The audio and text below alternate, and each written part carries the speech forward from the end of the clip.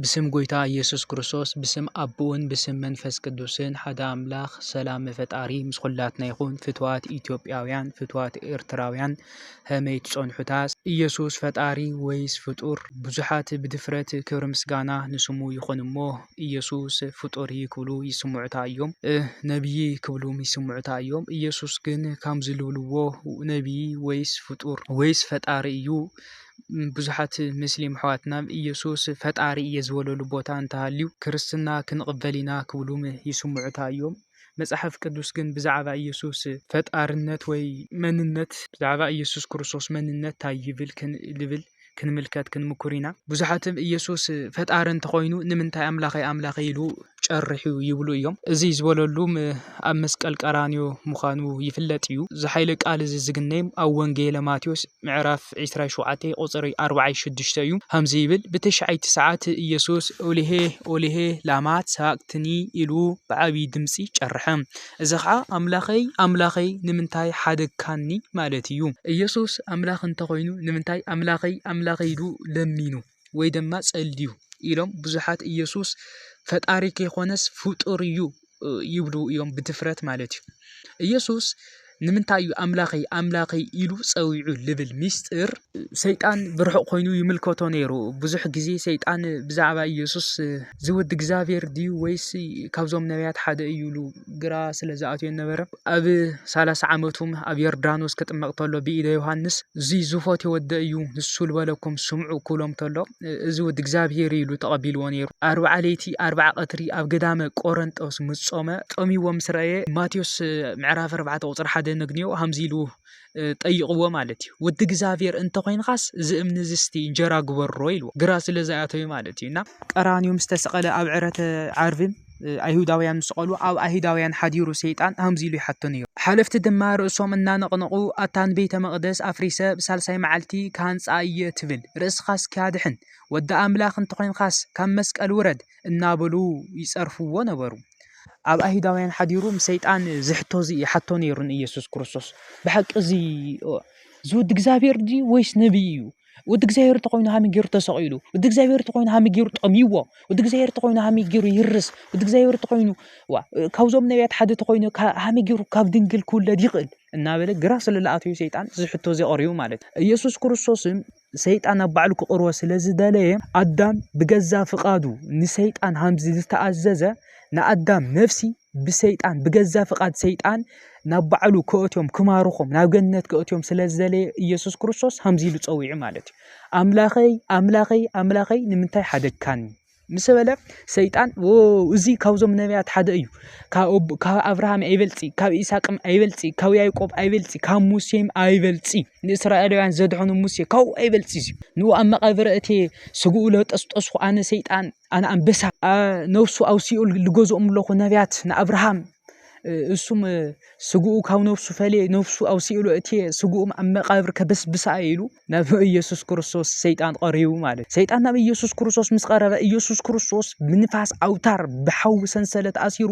ምስ ጨንቆ ብቅዱስ መስቀል ምስ ገረፎ ግርማ መለኮት ምስ ገለጸሉ መላእክትና ተንቀጥቀጡ ሃምሻሽ ተነጽፎም ሃምቆጽል እናረገፉ ከመስግንዎ ክሰግዱሉ ተሎ ምስ ረየ ሰይጣን ሃምሽምዓ ቀልጥ ቀሪቡ ይብሎ ከማይ ክፈስስ ቀሪቡ ሸይጣንም ኣምላኸይ በይዛኻ ኣብ ለይ ሰዓተይ ተጥፈአኒ መሐረኒ ኢልዎ ኩሉ ፍጥረት ናይኻ እዩ ኣነ ሓደ ፍጥረት የብለይ ዞም 5500 ኣብ ሲኦል ዝገዛእኽዎም ነፍሳት ውሰዶም ካሓሳክ ይኹንኻ ብድፍረተይ ንኣኻ ክፍትነካ ስለዝቀረኹ ነፍስኻ ካብ ስጋኻ ክፈልቕ ስለዝቀረኹ ዞም 5500 ኣብ ሲኦል ዝነበሩ ነፍሳት ደቂ ኣዳም ኩሎም ውሰዶም ሂበካኒ ኢኹ ካሓሳ ይኹንኻ ግን ካብ ከዚ ኢልዎ ንኣኻ ሓዲጉና ኣይ ዝደሊ ንኣኻ ክሒዱና ኣይ ዝኣምን ንኣኻ ዘይሰምዕን ኣይ ዝሰምዕ ንኣኻ ሓዲጉ ንኣይ ልመረፀስ ኣነ ክወስዶ ናይ ክኾን ምሳይ ክጠፍእ ፍቃድኻ ይኹን ኢልዎ መጽሓፍቲ ክገብረሎም እየ ንኣኻ ተመሪጹ ናይት ሓዲጉን ድማ ይውሰድዎ ኢሉ ቃል ኣትይሉ ማለት እዩ ሓደ ንምልከቶ እዚ እዩ ካልኣይ ሚስጥር ኣምላኸይ ልወለሉ እዚ ቃል እዚ ኣብ መዝሙረ ዳዊት ምዕራፍ መዝሙር 22 ነግኒ ማለት እዩ ቅዱስ ዳዊት ሀምዚሉ በመዝሙሩ ይጽልይ ነይሩ ማለት አምላኸይ አምላኸይ አምላኸይ ንምንታይ ሓዲካኒ እናበለ ይልምኖ ነይሩ አው ቅጽል ኢልና ክንሪኦ ተለና መዝሙር 22 ቁጽሪ 12 ማለት እዩ ብዙሓት አራውሕ ከቢቦምኒ ብርቱዓት አራውሕ ስቡሓትን አማእኺሎምኒ ከምቲ ዝዝርፍን ዝጎዝምን አንበሳ ጎሮሮኦም ይኸፍቱለይ አለው አነ ከማይ ፈሰስኩ ብዘሎ ዕጽምተይ ኩሉ ተፈላለየ ልበይ እውን ከም ሽምዓ ኾነ ኣብ ማእኸለ ሙዑተይ ከዓ መኸኸ ሓይሌ ከም ገልዒ ነቂጹ ልሳኔ ኣብ መታሕገይ ጠቢቑ ናብ መሬት ሞት እውን ኣውደቅካኒ ከለባት ኸይቦምኒ እከይ ገበርቲ ኣማእኺሎምኒ እዳወይን ኣእጋረይ እውን ሸንኪሮምኒ ንኹሉ ዕጽምተይ ድማ ቆጸርዎ ንሳቶም እውን ይጥምቱኒ ይዕዘቡንን ኣለው ንኽዳነይ እውን ተመቐልዎ ንቐምሸይ እውን ዕፃ ኣውደቕሉ እዚ ትንቢት እዚ ንኢየሱስ ክርስቶስ ምዃኑ እዩ ልገልጽሎ መን መዝሙረኛ ዳዊት ማለት እዩ መዝሙረኛ ዳዊት ክችንከር የረኣናዮይ ክዳን ዕፃ ከውድቕሉ የረኣናዮይ ክኸብዎ ክቕልድሉ ከማእኸልዎ ኣዕጽምቱም ክቁጸር ቅዱስ ዳዊት የተረእየ ማለት እዚ ብዛዕባ ክርስቶስ ኢየሱስ ዝተናገሮ ትንቢት ምዃኑ ንምልከት ማለት እዩ ንምንታይ እዩማ እዚ ትንቢት እዚ ወይ እዚ መዝሙር እዚ ኢየሱስ ክርስቶስ ክዝምሮ መሪጹ እንተልና ሚስጥሩ ሃምዚ እዩ ሓለፍቲ ድማ ርእሶም እናነቕነቑ ከምኡ ድማ ሊቃውንትን ጸሓፍቲ ፈሪሳውያንን የላግጹሉ ነይሮም ከምዚ እናበሉ ንኻልኦት ኣድሓኖም ርእሱ ግና ከድሕን ኣይኽእሊ ንጉሰ እስራኤል እንተኾይኑስ ሕጂ ካብ መስቀል እስቲ ይውረድ ንሕና ከዓ ብኡ ክንኣምን ድማ ወዲ ኣምላኽ እየ ይብል ኢሎሞ እስቲ ተተቐቢልዎስ ሕጂ የድሕኖ እቶም ምስኡ ዝተሰቐሉ ከተርቲ እውን ከምኡ ይብልዎ ነበሩ ይብለናሉ ማለት እዩ ማቴዎስ 27 ካብ 41 እስካብ 44 ይለሎ ሃምዚ ኢሎም ኣይሁዳውያን ይሓትዎ ነይሮም እስቲ ውረድ ወዲ እግዚአብሔር ትኾንካ እስቲ ኣምላኽያ ናይ እስራኤል ንጉስ ትኾንካ ስኻስቲ ክንኣምን በኣኻስቲ ካብ መስቀል ውረድ ይብልዎ ነይሮም ማለት እዩ ኢየሱስ ክርስቶስ መዝሙር 22 ወይ ስታውሶም ለአምላኸይ አምላኸይ ንምንታይ ሓዲካኒ ልብል ኣብ ሰማይ ትነብር ኣቦና ተልካ ዓደስ ቀፂሉ ታይ ኣብ ሰማይ ስምካ ይቀደስ ይብል ቀጽልና ካው ቀፂሉ ለሎ ዝትንቢት እዚ ክፍጽም የመጽእ እምበይ ሙራድ ኣዊንማ ይኾነይ ዳክሮስም ዝሕቶ ዝሰለለ ቅርብ ነበር ኣምላኽ ተኾንካስቲ ልዓልካ ዲሕንካ ዝተድሕነና ኢየሱስ ካስ ክርስቶስ ተኾንካስቲ ካብ መስቀል ውረድና ኣናም ኣውርደና ይብሎ ስለነበረ ዳክሮስም ይምልሶሎ ኣነስ ሙራድ ኣዊን ይኾነይ ግን እዚ ትንቢት እዚ ክፍጽም የመጽእ ዕጽምተይ ክቁጸር የመጽእ እዚ ትንቢት እዚ ስታውሶምሎ ብዛዕባ ዝተነገረ ምዃኑ ማለት እዩ እዚ ትንቢት እሱ ንሶም ሃምሉ ፍጽምዎ ኣለው ኣብኦም እዚ ትንቢት እዚ ኣብ ግዜኦም ኣብ ባዕሎም ብባዕሎም ሃምሉ ፍጸምሎ የስታውሶምሎ ማለት እዩ ግን ከስተውዕሉ ይኽእሉ ኣይሁዳውያን ማለት እዩ ኣብ ግዜና ከስተውዕሉ ስለዘይኽኣሉ ኢየሱስ ክርስቶስ ፍጡር እዩ ክብሉ ብድፍረት በእውነት ነብይ እዩ ክብሉ ይስምዑ እዮም ማለት እዩ ሳልሳይ ብዛዕባ ኣምላኸይ ይልወለሉ ሚስጥር ክንምልከት ተለና ቅዱስ ቄርሎስ ኣምላኸይ ይልወለሉ ምክንያት ይብል ኣዳም ንእግዚአብሔር ሕጊ ምስ ሓደጎ እግዚአብሔር እውን ኣዳም ሓዲግዎ ነይሩ ኢየሱስ ክርስቶስ ደማ ዳግማይ ኣዳም ኮይኑ ስለልመጸ ናይ ኣዳም ካሕሳ ክኸፍል ተሎ እዩ ሃመይ እስካብ ዘለዓለም ምሳኹም ንኢኹ እስካብ ዓለም ፍጻሜ ምሳኹም የስ ኣቦይ ናይ ሃምለውሎም ውላድ ኣይሓድገኩም ነ ተሓዲጉ ነበረ ኣዳም ደቂ ኣዳም ተሓዲጎም ነበሩ ንኣና አንሕና ተሓዲግና ነበርና ናይ እግዚአብሔር ሕግ ብምሕዳግና ብኢየሱስ ክርስቶስ ብዛ ጸሎት እዚኣ ብዛ ልመና እዚኣ ግን እስካብ ዘለዓለም እግዚአብሔር ምሳና ኮይኑ ማለት እዩ ኣማኑኤል ማለት እግዚአብሔር ምሳና ኮይኑ ማለት ስለልኾነ ኣብ ትንቢተ ኢሳይያስ 59 ቁጽሪ 16 ከምዚ ይብል እግዚአብሔር ካብ ሰማይ ጠመተሞ ሓደኳ ከምዚ ሓደ ሰብኳ ከምዚ ለራእየ ሓደኳ ዘማልዶ ስለስተሰአነስ ተገረመ እሽዑ ቅልጽሙ ረድኦ ጽድቁውን ደገፎ ይብሎ እግዚአብሔር ካብ ሰማያት ርዩ ሓደ ሰብኳ ከምለለ ርዩ ልልሙኖ ስለተሰአነማ ተገሪሙ እሺ ሙሴ ሰብ ይኾነይ ኤልያስ ሰብ ይኾነይ እግዚአብሔር ሰብ ሲኢኑ ልብሎሎ ኢሳይያስ ባዕሉ ሰብ ይኾነይ بحر إرترال خفله موسى سبيخوني سمايات زخفته سمايات زعات إلياس خا سبيخوني ياريكو زفرس إياسو سبيخوني سببا قنت ما سبسينو لولو نا أدم عدابدل دمسس سبتساينو إن كان أدم عدابدل كدمسس موسى بحر إرترا خفيلو سيول جن خفلي تخالوي إلياس سمايلو جيمو جهان ممكن كل جمو سيول كل جمو جن كعش جني تخالوي سماي خفيتو إلياس بسقولته جن جنة خفت هاي تخالوي نبيات إن كان كدحنونا أدم إن كنا أدم عدا بدل كدمسسو لبعلهم كفسيول كدحنو يخالو صدقهم هم شرقي خوينو مالت እግዚአብሔርም ሰብ ስለልሰአና ሰብ ኮይኑ አምላኺ ንምንታይ ሓዲግ ካን ይብሎ ተሓደጋ አዳም ብሕድገቱ ከጥፍ ብሞት ሃም ዝለቆተሎ ብፍርሓትም ሃም ዝለቆተሎ مسؤول لخد أوز حد أم مصحف قدسنا همزي بال وانجيل يوحنس معرف 10 تخلطة قصر 20 شوعتي حجي نفسي حزينة وجهها الله فرحة الله انت مو كبلية أبوي كابزا ساعات زياس أدحنني جنا من انت نابزا ساعات زي أيام أخو أبوي نسمخا أخبره الشعو كاب سمايات أنا أخبيرو ياللخو كان بحد شون كخبرؤية زفل دمسي مسأم الشعو توم دويلوم زلو حزبي سامعهم نقود قاديو بلو قلقاتهم دما ملأخ دا أنبر تزارو بلو إيسوس مليسو بلوم إزي دمس إزي مأنتاخوم إيو زمس أنبر مأنتاي أيخوني مأنتاخوم زمس أي بي مأنتاي أيخوني فرحو يبلو لمينو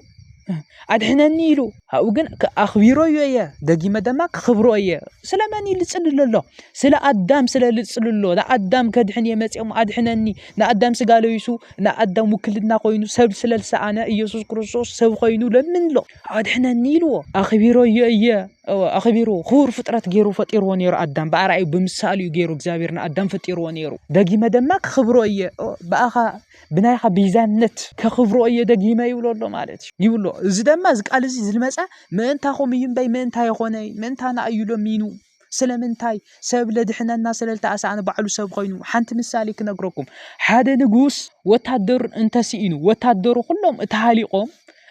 زفانو حديغو نوتادر عدق تعاطيقو انت تواغيو زنغوس زي وتادر خوينو سلال تواغا وتادر ويس نغوسيو نغوسيو وتادر خوينو ولا تتواغا نغوسيو وتادر سلال لسان اي وتادر خوين تواغيو እግዚአብሔር ኢየሱስም ፈጣሪው ስለምንታይ ማ ፍጡር ኮይኑ ስጋለዊሱ ፍጡር መሲሉ ሰብ ስለልሰአነ ሰብ ለሰብ ከድሕን ስለለይ ተኻአሎ ዝኹሉ ፍሉጥ ኢየሱስ ፈጣሪ ብስሩ ከይተማሃርኻም መጽሐፍ ቅዱስ ከይተመርመረ መጽሐፍ ቅዱስ ከይፈለጥኻ መጽሐፍ ቅዱስ ከይጽናዕኻ ኢየሱስ ክርስቶስ ፈጣሪ ምዃኑ ግልጽ እዩ በቃ ሐቃው ነገር ግልጽ እዩ በቃ እዚ ግልጽ ነገር እሺ نخدي علامات كلن تنسأ للخبرة سلامن سنة يسوع تنسأ يسوع كريستوس تنسأ توالي خبر على مولونا إيش اللي تنسأ نبيني وكقالت من يلتنسأ موت لسعرس منيو بلا يسوع محمد تولو ليستروس لبهال ليوتر لبهال موت سعيرهم كوي مقابرهم خدو حنشا قبلعو حمد غيرو مو يسوع بشايو موت لسعيرو يسوع تنسيو سلام انت أملاقي يا بين بقال سو أملاقي كاب دنجل تولد نبي خمني فطرس مني كاب دنجل تولد بلا يسوع كريستوس فطار سلالخونه يسمع له زي سانو نجر እግዚአብሔር سانو نجر ስለሌለ ሰብ ኮይኑ እኹሊ መጽሐፍ ቅዱስና ኢየሱስ ክርስቶስ አምላክ ምዃኑ በደንብ ገይሩ ገልጸልናዩ ወንጌል ዮሐንስ ምዕራፍ 10 ቁጥር 30 አናን አብን ሓደኢና አብይ ፈጣሪው ዲኻትብለኒ አናን አብ ሓደኢና ይብለካሎ ወንጌል ዮሐንስ ምዕራፍ 10 ቁጥር 30 ሓድነው ታመይቴልኻኒ ነፍሲ ሰለስተ ነገር ነዋ ነፍሲ ልብ ነዋ ቃልነት ነዋ እስትንፋስነት ነዋ ህይወት ነዋ ካብ ልቢ ታይወጽእ ቃል ይወጽእ እስትንፋስም ካብ ልቢ ይወጽእ ኢየሱስም ቃል እዩ አብም ልብ እዩ ኢየሱስ ደማ ናአብ ቃል እዩ መንፈስ ቅዱስ እስትንፋስ ማለት ወድ እግዚአብሔር ልብሃል ወድ እግዚአብሔር ተኮይኑሲ ክንደ እግዚአብሔር ሰለስተ እግዚአብሔር የምኒው خلت እግዚአብሔር የምኒውኹም ማለት እዩ ትውሉ ሰባትም ትልይኹም አይተሳኑና خلت እግዚአብሔር ወይ ሰለስተ እግዚአብሔር ይኾን ታይቴልኹም ዝምስጥር አብ ልብ እዩ ወልድ ደማ ቃል እዩ መንፈስ ቅዱስ ደማ እስትንፋስ ዝጥቅስ ዝለረጋግጸልና ወንጌል ዮሐንስ ምዕራፍ 1 ቁጥር 1 ማለት ቃል በመጀመርታ ነበረ እቲ ቃል ደማ አብ አምላክ ነበረ እቲ ቃልውን አምላክ ነበረ ቃል አብ አምላክ ነበረ አብ ኒሩ ይብሎ ዝቃል ደማ አምላክ ይባዕሉ ኢየሱስ ደማ አምላክ ይባዕሉ አብ አምላክ ኒሩ አምላክ ይባዕሉ ሃመይ ተልኹምኒ አድ መጀመሪያ ጊዜ ንወልድ ኮልዶ ተሎ ኒሩ ሙሱ ግን ኮልዶ ክወጽእ ተሎ ካብ ልቢ ካብ አብ ክወጽእ ተሎ ቃል ዓለማት ንምፍጣር ዓለም ይኹን ሰማይ ዘርጋሕ መሬት ይዘርጋሕ ብርሃን ይኹን ኢሉ አብ ክፈጥር ተሎ ዓለም በመን ይፈጥርዎ በኢየሱስ ክርስቶስ ይፈጥርዎ በቃሉ ይፈጥርዎ እና አንሽዑ ወጽዩ ተወሊዱ ቅድመ ዓለም ተወሊዱ ልባሃል ምክንያት እዚ ካብ አብ ንወጸሉ ዓለም ክፈጥር ወጽዩ ማለት እዩ ዓለም ክፈጥር ካብ አብ ወጽዩ همز ቃልና ካብ ልብና ልወጽእ ካብ ልብና ሃምዝ ልፈልቅ ቁጥሪ ወንጌል ዮሐንስ ምዕራፍ 1 ቁጥሪ 3 ብኡ ኩሉ ኾነ ካብቲ ዝኾነ ዘበለ ድማ ብዘይ ብኡ ዝኾነ የልቦን ኣብ ዓለም ነበረ ዓለም እውን ብኡ ኾነት ዓለም ግና ኣይፈለጠቶን ናብቶም ናቱ መጸ እቶም ናቱ ከዓ ኣይተቀበልዎን እቶም ተቀበልዎ ዘበሉ ሁሎም ብስሙን ዝኣመኑ ግና ውሉድ ኣምላክ ክኾኑ ስልጣን ሃቦም ንሳቶም ከዓ ካብ ኣምላኽ እምበር ካብ ደም ወይ ካብ ስጋ ፍቃድ ወይ ካብ ፍቃድ ሰብኣይ ዘይተወለዱ እዮም እቲ ቃል ስጋ ኾነ ይብሎ እቲ ቃል ስጋ ኾነ ቃል ኣብ ኢየሱስ ክርስቶስ ስጋ ኮይኑ ማለት እዩ ስጋ ኮይኑ በሓፂሩ ዝመስል መጽሐፍ ቅዱስም ሐዋርያትም ብዛዕባ ክርስቶስ ታይሎም ተይልና ቅዱስ ጳውሎስ ናብ ሮሜ 9 ቁጥር 15 ሃምዚ ይብል ኣቦታትና ከዓ ናቶም እዩ ኣቦታትና ከዓ ናቶም እዩ ክርስቶስ እውን ብስጋ ካብኣቶም እዩ ንሱ ናይ ዘለዓለም ብሩኽ ኣምላኽ ልዕሊ ኩሉ እዩ ቀዳማ ዮሐንስ ምዕራፍ 5 ቁጥር 20 ሃምዚ ይብል ግና እቲ ውድ ኣምላኽ መጽዩስ እቲ በዓል ሓቂ ክንፈልጦ ኢሉ ኣእምሮ ከም ዝሃበና ንፈልጦ ኢና ንሕና ኣብቲ በዓል ሓቂ ኣብ ኢየሱስ ክርስቶስ ኢና ዘለና እዚ እቲ ናይ ሓቂ ኣምላኽ ናይ ዘለዓለም ህይወት እዩ ኣምላኽ ናይ ዘለዓለም ህይወት እዩ መን ኢየሱስ ኣብዚውን ወንጌል ማቴዎስ 28:19 ስለዚ ሃምዚ ብሎም ኢየሱስ ክርስቶስ በዓሉ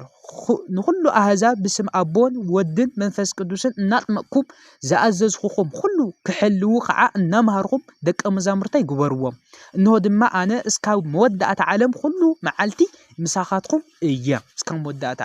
መወዳእታ ዓለም ምሳኹም እየ ሰለስቱነቱ ሓድነቱ እዩ ዝና ና ኢየሱስ ክርስቶስ ፈጣርነት እዚ ይመስል ኣምላኺ ይልወለሉም እዚ ይመስል ግን ይገርም እዩ ንዓልና ከድሕነና መጽኡ ከድሕኖም መጽኡ ኢየሱስ ብዙሓት ፍጡር ክብልዎ ክጸርፍዎ ብድፍረት ክደፋፈሩ ይስምዑታ እዮም ምንመይ ንብሊ ልቢ ሃቦም ግን ኣቦታትና ሓደ ምሳሌ ልምስልዎ እንዮ ከኸልስስ ኢደይ ተነኸስኩሉ ማለት እዩ ኢየሱስ ክርስቶስ ከድሕን መጽኡ ግን ኣም ኢየሱስ ሃም ኣይሁዳውያን ደጊሞም ልሰቐልዎ ሕዋትና ኣምላኽ ናብ ልቢ መልሶም ሓቅም ፍለጡ ሓቂ መርሚርኩም ተመለሱ መጠረሻ ከተሐሳስዎ ልደሊ ኢየሱስ ክርስቶስ ፍጡር ፈጣሪ ኾኒ ማለት ኃጢአት እዩ ፈጣሪ እዩ ኢልኻ ለምስካር እውን ኃጢአት እዩ እና ናብ ካሊ ክፈጽሕም ፈጣሪ ምዃኑ ብዙሓት ሰባት ክርድኡ ክፈልጡ ዝሚስጥር ክርድኦም ናብ ብዙሓት ክበጽሕ ምንቲ ሰብስክራይብ ግበርዎ ሼር በልዎ ሰላም ኣምላኽ ምሳና ይኹን ይጽንሐልና ናይ ሚስጥር በዓል ዋና ሚስጥር ይግለጸልና አሜን